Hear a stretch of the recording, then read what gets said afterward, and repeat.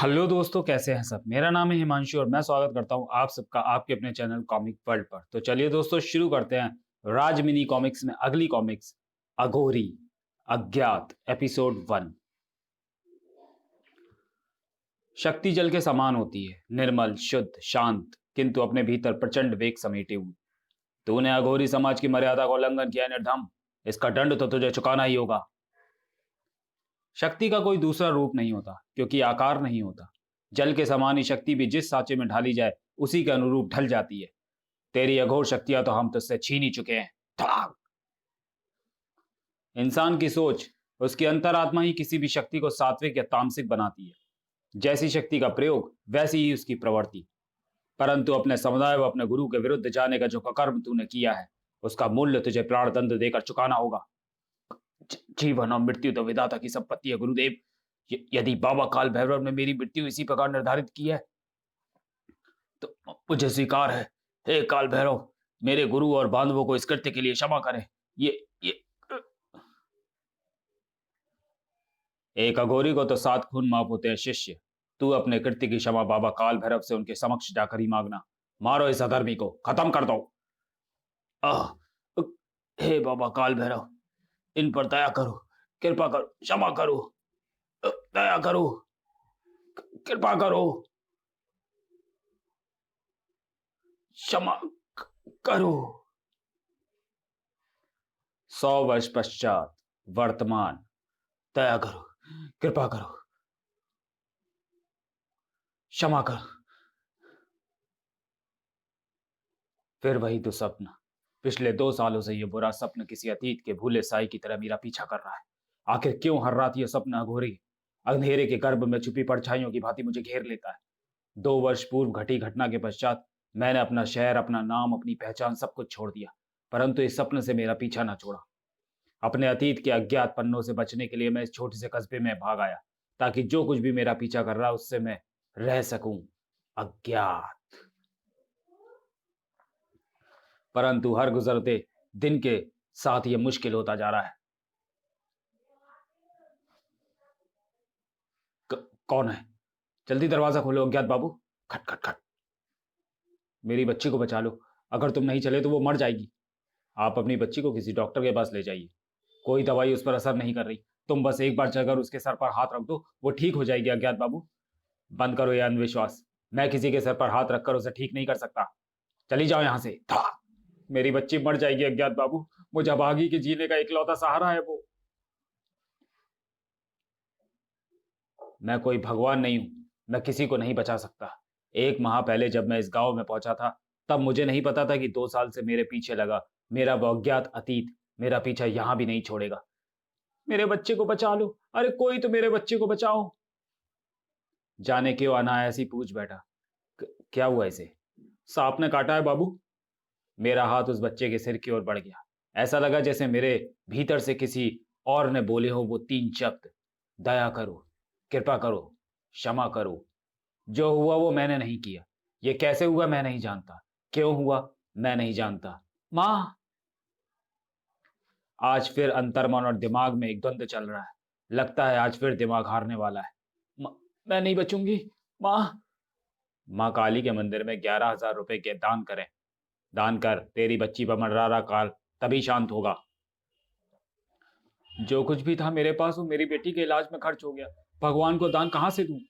लो जी सुनो, भगवान को दो कुछ मत और उससे मांगते सब कुछ रहो। भगवान को सिर्फ भक्त के सच्चे मन की लालसा होती है पुरोहित जी, उसके धन की नहीं। ये हमारे गांव का मामला है ज्ञात। तुम बीच में मत पड़ो। तुम कोई भगवान हो क्या जो मरती हुई बच्ची को ठीक कर दोगे? मैं भगवान नहीं हूं, सिर्फ भक्त हूं।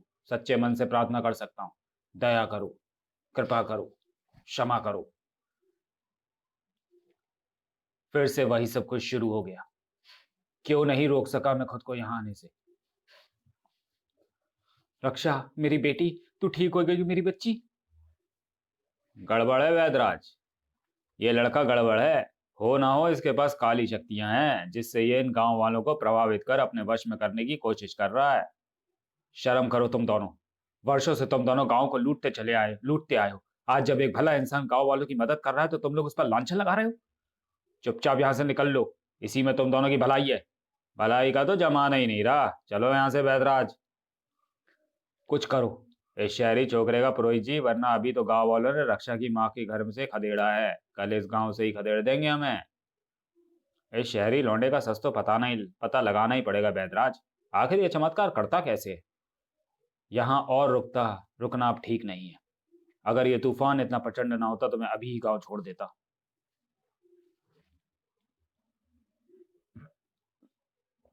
तेरे भागते कदमों की रफ्तार मेरी नसों में दौड़ते उन्माद से अधिक नहीं है।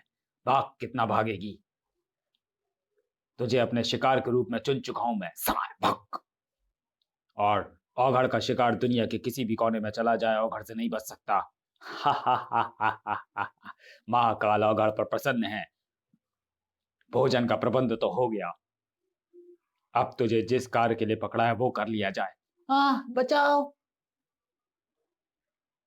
असीमित अघोर शक्तियों के लिए मुझे देवी शमशान तारा को प्रसन्न करना है। सॉरी, जिसके लिए मुझे 11 कुंवारी कन्याओं की बलि देनी होगी। तू 8वीं है। नहीं, अब तेरे पास सिर्फ 3 और। बचाओ। जब शमशान तारा, जय शमशान तारा। अब और नहीं, मुझे यहां से दूर ही जाना होगा, किसी ऐसी जगह जहां कोई इंसान ना हो। आप कहां जा रहे हैं? तुम तुम यहाँ क्या कर रही हो रक्षा? कल रात आप अचानक ही चले गए, मुझे आपको कुछ देना है। आपका दायां हाथ आगे बढ़ाओ अज्ञात भैया। क्यों? अरे हाथ तो आगे बढ़ाओ, तब तो बताऊंगी। ये क्या है? रक्षाबंधन का धागा। आपने मेरी जान बचाई ना अज्ञात भैया, इसलिए। रुक जाओ रक्षा, ऐसा मत करो। अब तो मैं आपको राखी बांध चुकी हूँ, अब आपको मेरी हमेशा रक्षा करने का वचन देना होगा। रिश्ता मेरे अब तक के जीवन का पहला रिश्ता। अजीब एहसास है, सुखद किंतु भययुक्त भी। हाँ हाँ, मैं वचन देता हूँ। ओहो, ऐसे नहीं, मेरे सिर पर हाथ रखकर कहो। मैं वचन देता हूँ। ओह, ये क्या दिखने लगा मुझे? अरे क्या हुआ अज्ञात भैया, आप ठीक तो हो? कुछ नहीं, मैं ठीक हूँ। अरे आपको तो तेज बुखार है, आप बैठो, मैं माँ से आपके लिए काढ़ा बनवा कर लाती हूँ। हर घटना का कोई मकसद अवश्य होता है। अभी रक्षा के सर पर हाथ रखकर जो परिदृश्य मैंने देखे हैं, उसने मुझे अपना फैसला बदलने पर मजबूर कर दिया है। मैं अभी यहाँ से नहीं जा सकता। अरे कुछ सुना भैया? कल रात फिर एक बच्ची लापता हो गई। 1 महीने में या 8वीं बच्ची लापता हुई है आसपास के गांवों से।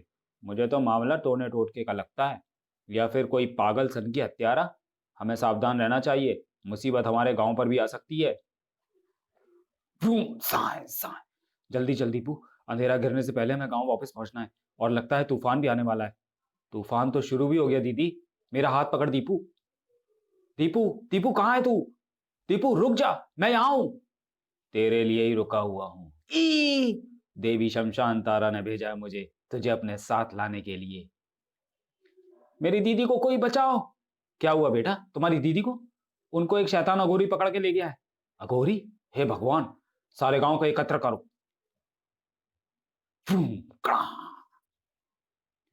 शक्ति हर इंसान के भीतर वास करती है, परंतु शक्ति अपना बोध प्रत्येक मनुष्य को नहीं होने देती, और जिसे वो अपना बोध कराना चाहती है उसके लिए शक्ति रास्ता ढूंढ लेती है। जैसे अविरल जलधारा आगे बढ़ने के लिए राह ढूंढ लेती है। हा हा हा हा हा हा हा। आ गया तू, आखिरकार मुझे तुझे आना ही पड़ा। कौन हो तुम? प्रश्न ये नहीं कि मैं कौन हूं, प्रश्न ये है कि क्या तुझे पता है कि तू कौन है? तेरे विचार पढ़ सकता हूं मैं। प्रेत हूं ना, कब तक खुद से अज्ञात बना रहेगा तू? तुम सिर्फ मेरे दिमाग की कल्पना हो। क्या मेरे जलते शरीर से उड़ती गंध भी तेरे दिमाग की कल्पना है? क्या इस शमशान में फैली राख तुझे अपनी ओर आकर्षित नहीं कर रही? खुद को रोकने की चेष्टा करना बंद कर मूर्ख।